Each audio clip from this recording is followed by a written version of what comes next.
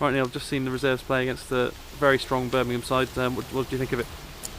I think a good workout for both teams. Speaking to Richard Beale, their reserve team manager, he was well pleased with the exercise.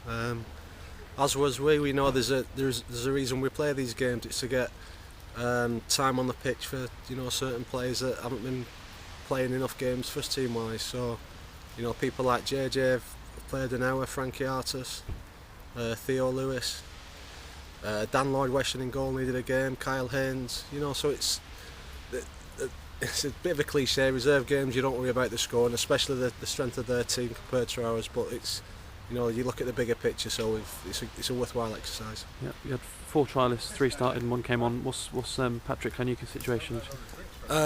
He's available. He's played at a decent level, in this county. So he's a name that's been given to us, and that's something that will just be ongoing, and we'll assess the situation in the next few days. Yeah, you've got another reserve game I think penciled in for next week to give Martin Riley a game. Do you think any of them might come back for another game, the lads that play today? Yeah, possibly. I mean, that's it depends on what happens Saturday and the subs that get involved on Saturday, any potential injuries. But yeah, it'll be good to play next week with Martin Riley, playing some parts. Yeah, and good to see JJ back in action. He was on the bench Saturday but didn't get on. But does he come through with no reaction? Yes, yeah. He, like you say, he was sub not used on Saturday at Bradford.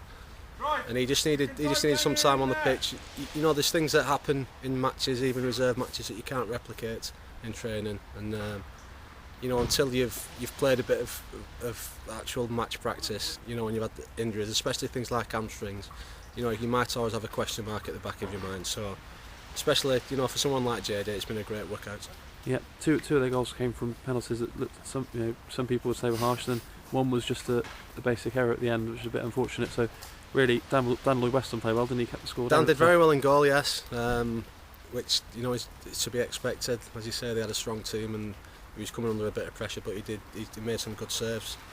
On a Saturday afternoon in the first team, if a couple of those penalties were given against us, we might have been a little bit more vociferous in our opinion of the officials. But like as I say, it's nothing to do with the score or results. It's about minutes on the pitch for certain players. Yeah, and it's an amazing facility, isn't it, with the undersoil heating for training pitches? I mean, you've been impressed with what you've seen? Yeah. Absolutely, I've been here a couple of times now, and the pitches are unbelievable. They've got the sprinklers coming out the ground 5 minutes before kick-off. You say they've done a lot of work. It's all been dug up and under soil heating and reseeded and put back. So it's something to aspire for, for the players. Some of the players have been playing against, and as a coach as well, to see people looking at a place like this, it's always something for us to aspire to.